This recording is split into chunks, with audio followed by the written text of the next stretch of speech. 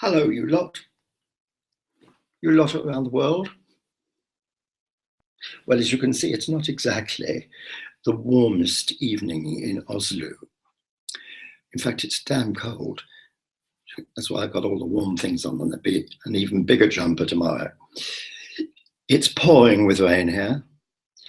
The temperature is 13 degrees and it's really quite chilly.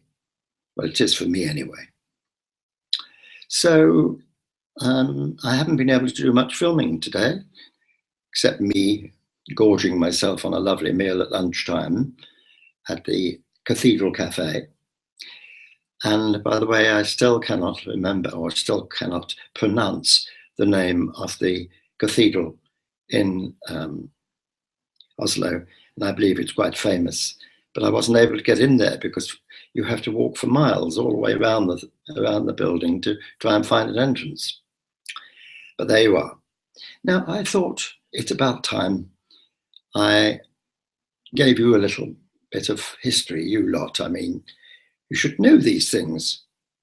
So I'm going to tell you a little bit about Oslo, especially as Wikipedia have helped me out of it. No. Anyway, here's a little bit about Oslo. Oslo was founded in 1040, the year I was born. No, not quite true. It was the year after I was born. And it was founded by King Harold, presumably King Harold I. Because today it's, I'll tell you about the royal family in a moment. It's the current King Harold. It's said that, I think in 2013, Oslo was pronounced the most expensive country in Europe. And it vied with, in the world in fact, and it vied with Melbourne in Australia. So Australia, get those prices down, and Norway, get your prices down too. So it is quite expensive here, I must say. But I haven't been able to get out much. And even the hospital this morning was pretty expensive, I might say, but nonetheless, I shall get that back, hopefully. Let me tell you something about the royal family. Apparently there are two sections, the royal family and the royal house. The current king is King Harold V, and his lovely wife, I'm told, and I'm going to read it to you now. He. You thought I was so knowledgeable, didn't you? No, you didn't. No. His wife is Queen Sonja, and the man who will take over from him when he passes on is Crown Prince Haakon, and his wife is Crown Princess Mette-Marit, and he has a granddaughter called Princess Ingrid Alexandra. So there, that's a bit of news for you, isn't it? Interesting enough, during the war, of which sadly I remember, the Second World War, I remember a very distinguished man, King Haakon of Norway, was very much loved in England, and he was in exile for a long time in England, a charming man, and was a great friend of our royal family, the British royal family, and he spent a lot of time with them. So there's a little bit of history that you should be, that I'm imparting to you, and you should be very grateful. If anybody can tell me, by the way, the name of that cathedral, will they please get onto YouTube and let me know? The currency again is different here to Denmark.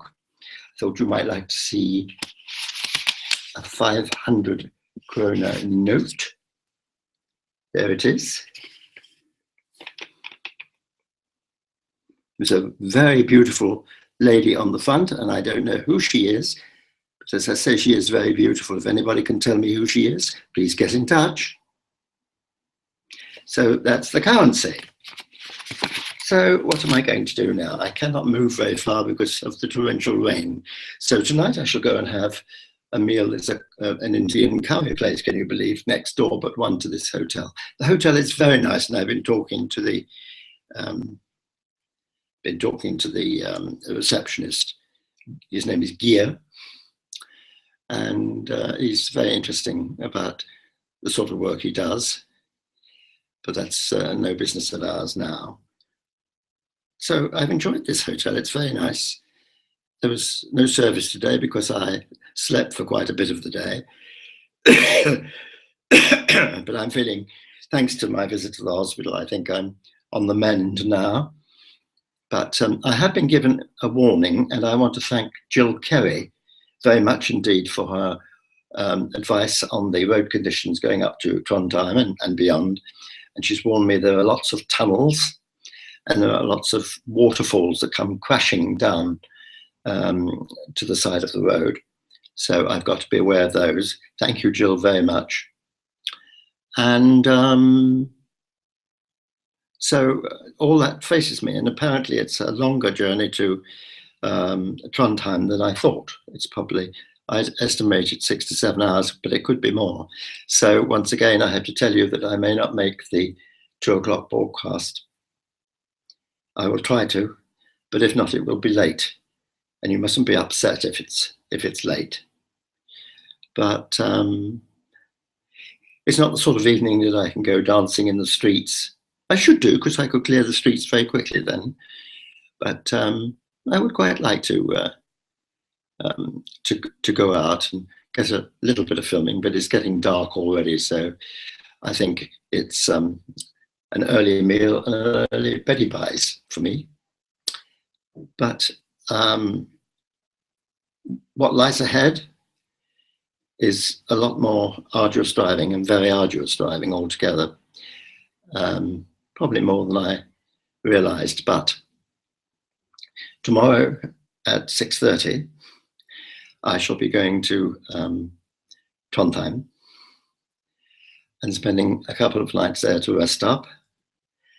And from there to Brøndesund, I think it's called. I'll tell you more about that later. And I'm there for 2 nights. And then there's the massive journey from there to Bodø. I hope that's how you pronounce it. Bodø, which is in the Arctic Circle. And that's where you can all raise your glasses to me, because that is the pinnacle of my journey. It's where I've set out to come to from Møla to the Arctic Circle, my little village down there in the Costa Blanca, on the Costa Blanca. And from then on, I'm having 3 nights there because I want to look around. Excuse me. I want to look around, and I want to take a lot of pictures and film there, and I'll talk to you from there. Yeah, excuse me, I've got a fog in my throat. And then I do a very, very, very, very long journey from there to the east coast of Sweden, cutting right the way from Norway, cutting Sweden virtually in half, making my way to the east coast. And that's a place called Umeå, and apparently it's known locally as You and Me. And that's going to take 10.5 hours. So I think I better set up about 2 in the morning. So doing broadcasts for you on that day is not going to be easy, unless I come across a service station or somewhere where I can get through to if I can connect to the internet. So it's all very jolly, isn't it? It's a bit boring on my own tonight. There's nobody to talk to, but I wish all of you in Benidorm would remember that I'm on my own. Some of you do only too well and are so good to me, but the occasional WhatsApp would help. There are 1 or 2 of you who don't, but I wish you would, because it just gives me that little contact with home. So if you are near your computer, please send me a WhatsApp. So what's up now? Well, it's time for me to say goodnight to you. I don't know how and when I'm going to be able to get in touch with you tomorrow, but we shall see. It's always nice talking to you. I hope I'm not too dreary and too boring. Who said that I am boring? Who dared to say? I heard somebody say, who was it? Damn cheek. Never mind. I don't care. And can I give a special kiss to June and Norma, who've written to me and have been so really sweet in watching these broadcasts regularly. I miss them very much. Yes, I do. I miss you very much, both of you. So there you are. That's my personal message for the evening. And all it remains for me to do now is to sing my way out. Wish me luck as you wave me goodbye. Oh dear. Oh dear. The streets are clearing. Better say good night. Good night, world. Take care. Be safe. And above all, be happy.